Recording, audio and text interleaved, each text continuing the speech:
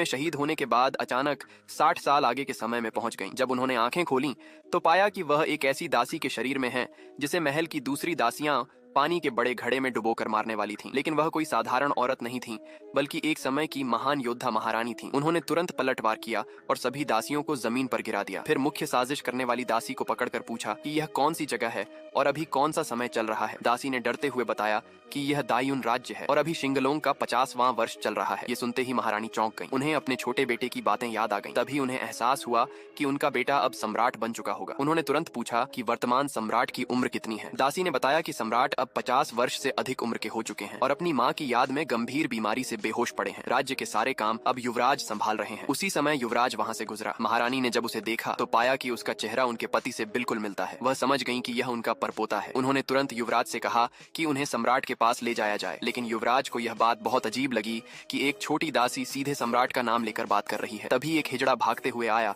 और बोला कि सम्राट की हालत और बिगड़ गई है। युवराज तुरंत वहाँ से चला गया। महारानी ने फिर राजकुमार जिंग के पास जाने का फैसला किया, लेकिन वहाँ पहुंचकर उन्होंने देखा कि वह घमंडी राजकुमार एक दासी के सिर पर सेब रखकर तीर चलाने का अभ्यास कर रहा है। यह देखकर महारानी को बहुत गुस्सा आया। उन्होंने दासी को बांधने वाली रस्सी खोल दी और राजकुमार से तुरंत माफी मांगने को कहा। राजकुमार भड़क गया और बोला कि एक छोटी दासी उससे इस तरह बात करने की हिम्मत कैसे कर सकती है। लेकिन अगले ही पल महारानी ने उसे एक लात मारकर जमीन पर गिरा दिया। राजकुमार तलवार निकालकर लड़ने इसके आगे देखने के लिए सब्सक्राइब करो।